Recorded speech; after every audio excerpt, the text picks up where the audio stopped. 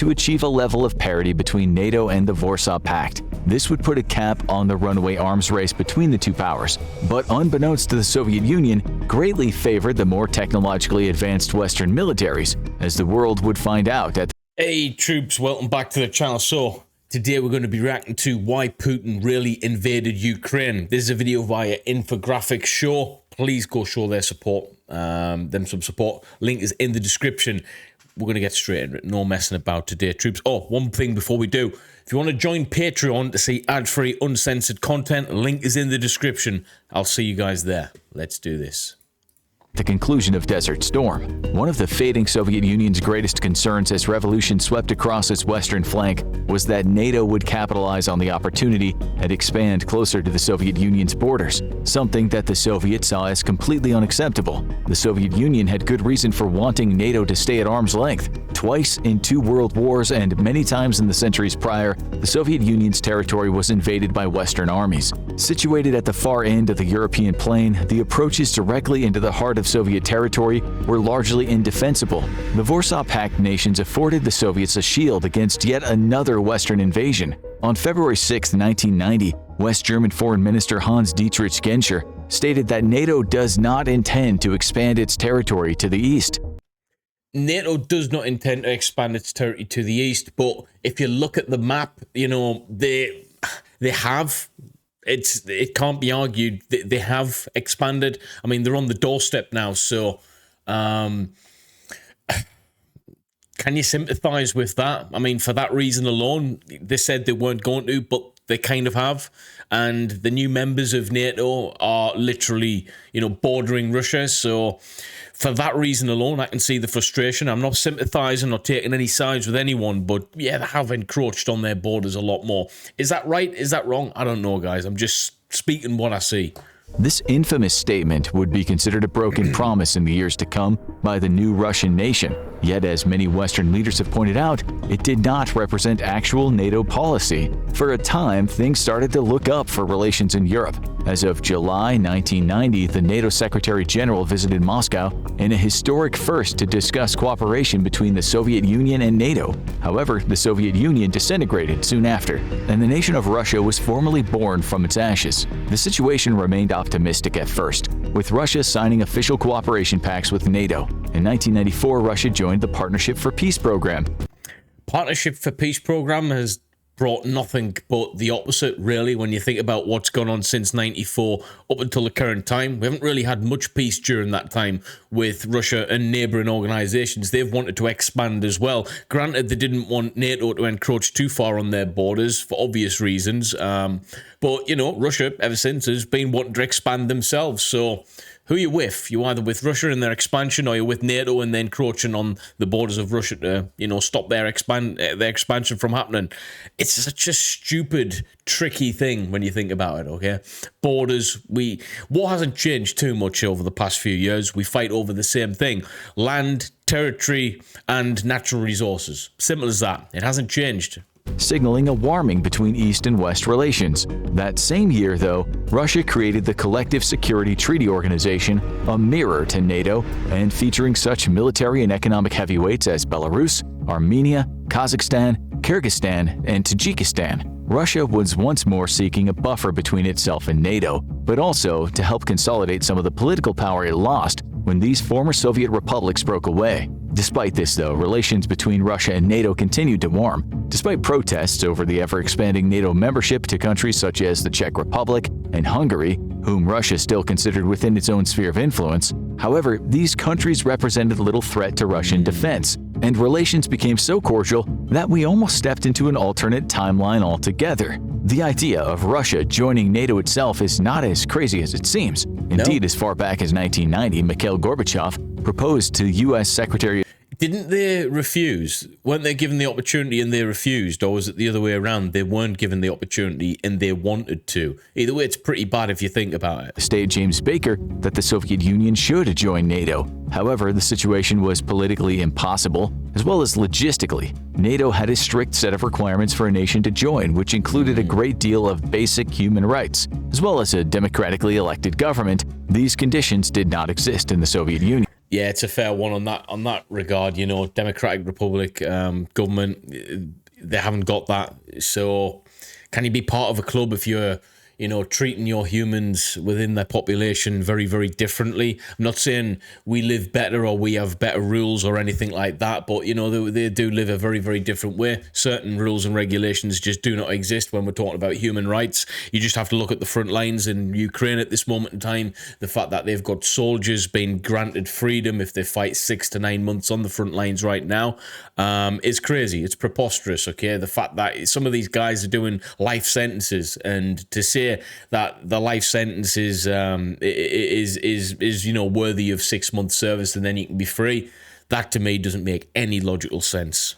But with the fall of communism, Russia adopted democracy, ostensibly. This opened up the door to NATO membership, and during a visit to Moscow in 2000 by President Bill Clinton, Russian President Vladimir Putin, freshly put into power to save Yeltsin from going to prison for a long time, floated to Clinton the possibility of joining NATO. Before blowing up a bunch of civilians to secure his bid for the Russian presidency, Vladimir Putin spoke to reporter David Frost during a BBC interview, in which he said, "Russia is a part of European culture, and I cannot imagine my own country in isolation from Europe and what we often call the civilized world." Relations were at an all-time high in 2001 when President Putin called U.S. President George Bush to offer personal condolences for the attack on the World Trade Centers. The two were well on their way to being BFFs, with President Bush even gazing lovingly into Putin's eyes on at least one occasion. The next year, Russia gave critical intelligence to U.S. forces. You know, when you look at how it's went, like, there shouldn't really be this many problems politically, but there is, especially when you see like countries at war right now, lots of people and families displaced, killed, you know, injured and maimed through war. And merely 2 decades ago, we had two world leaders, you know, who were talking to each other in a public fashion. It just blows my mind how, you know, these tyrants can get away with doing these crimes and then in one sense, you know, get on, in the next sense, like invading countries and stuff. It's like, how can we allow that to happen when these things happen so freely? It's mental. As the American military entered the city of Kabul, Putin was the West's new darling, and after an exhaustive 5 decades of Cold War, the West was more than ready to entertain the fantasy of Russia joining NATO. Yeah, especially when you think about the problems that we face. You know, it would be nice to get along. It would be nice to have them on board. But many in the West saw Putin for the young, unbotoxed, and non-steroid-using mass murderer that he really was. They pointed to the Russian atrocities in Chechnya, where entire cities had been reduced to rubble by Russian forces. Civilians were purposefully targeted by Russian weapons in a bid to wage a war of terror and demoralize Chechnyans into submission. Human rights atrocities occurred daily with the express consent and even instruction of the Russian government. This was not a nation that could realistically be allowed to join NATO. Things would soon take a turn. Former Soviet republics like Latvia, Estonia, and Lithuania began to join NATO in the mid-2000s, drawing immediate protests from Russian hardliners. They saw this as an act of provocation and even claimed that NATO had violated promises made at the end of the Cold War to not expand east. However, NATO was quick to rebuff these accusations. The situation began to heat up, and hopes for Russia joining NATO were evaporating. The death of Anna Politkovskaya, a Russian journalist and human rights activist who had covered Russian war crimes in the Second Chechen War, drew immediate ire from the West. Politkovskaya had received numerous death threats and intimidation attempts while she reported on the war, even being arrested by the Russian military and subjected to a mock execution. In 2004, she was poisoned while flying out of Moscow, though prompt medical attention saved her life. On October 7th, a day which is totally by coincidence Putin's birthday, she was found murdered in her elevator. There's no coincidences there, guys, especially with when you see some of the stories going on with how they do what they do in terms of assassination attempts and stuff. It doesn't surprise me that that's the case. She's definitely been a hit job, and they've getting rid of her.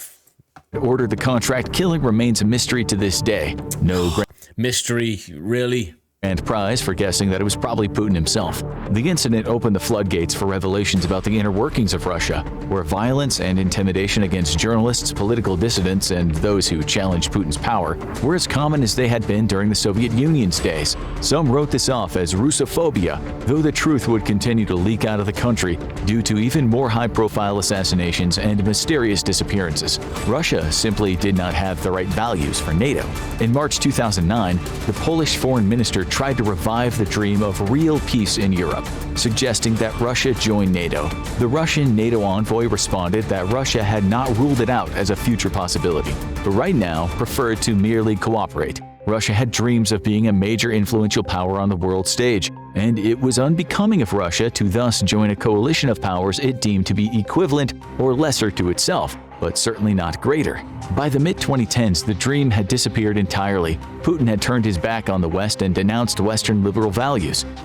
Well, especially with what happened in Georgia, Crimea, you know, that kind of reset all of the efforts, didn't it? It put it back to square one effectively. Instead, he focused on Asia, and thus the great competition between NATO and Russia was reborn. For its part, NATO had expanded right to Russia's northern doorstep, and many former Soviet client states were now part of the Western alliance. Russia warned repeatedly that NATO better not dare expand any closer, with Ukraine especially in Russia's crosshairs. Russia worked hard to promote a pro-Russian government in Ukraine, but by 2016, Ukrainians, tired of being manipulated by Russia, rose up and overthrew their pro-Russian president when he rejected a proposal that would bring Ukraine into the EU fold. Instead, he'd agreed to a different treaty which would bring Ukraine far more in line with Russia. The Ukrainian people exploded into a frenzy of revolutionary spirit, and within days, Ukraine's government was brought to its knees. Ukraine enshrined into its constitution measures that guaranteed the nation would be put on a path toward membership in both the European Union and NATO, and pro-Western leaders began the necessary measures to reform the country to qualify for NATO membership. But the nation was also at war, with Russia having invaded and seized Crimea, and now fueling a war in breakaway eastern regions. This did not deter Ukraine from wishing to join NATO, and Russia warned that if the nation joined it, it would mean war. Well, in terms of deter, if anything, it's going to influence them more to be able to join NATO, just for protection reasons alone. We've seen that with Finland and other countries, you know, thinking, well, if this can happen to Ukraine in 2022, 23, then we really need to, you know, pull our finger out and become a member anyway, just so we've got the not only militarily, the backup militarily, but, you know, financial support as well, you know, all of the other support that comes with it, the social support, the displaced families from Ukraine have been rehoused, a lot of them in Britain and other countries, so it comes with a lot of other perks when you think about it, not just militarily, but that's the big one, really. You want to be safe, don't you?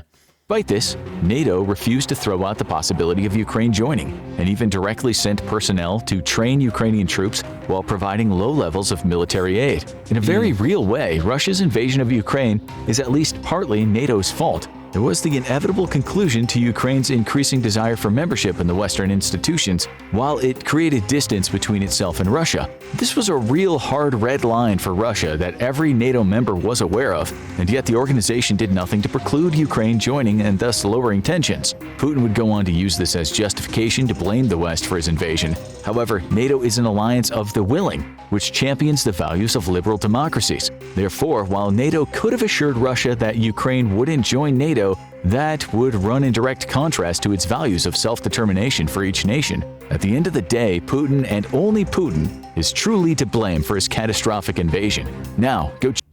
It's true. So, why Putin really invaded Ukraine? Well, it was inevitable, really, when you think about NATO encroaching further and further across the borders and stuff. Ukraine wanting to be more in line with other countries, you know, of the West, Europe and all of the rest of it. Yeah, it makes perfect sense. He's done it because it's a direct threat to Russia, really, when you think about it, logically speaking. So, did NATO really, were they responsible for that? I wouldn't say responsible, but didn't really help the situation when you think about it. But what would you rather have? Would you rather have Ukraine as part of Russia and them not wanting to be, or would you rather NATO encroaches further and further into Russian territory, so to speak, or borders of? It's a tricky one, guys. I don't really know the answers. Maybe you do. Let me know in the comments. Anyway, guys, if you want to become a member, please press the join button. If you want to become a Patreon, join in the description for ad-free, uncensored content. It really does help me out, guys. So please consider joining that. If you do, thank you, thank you, thank you. If you have done, thank you again. And I'll see you in the next one, troops. Peace.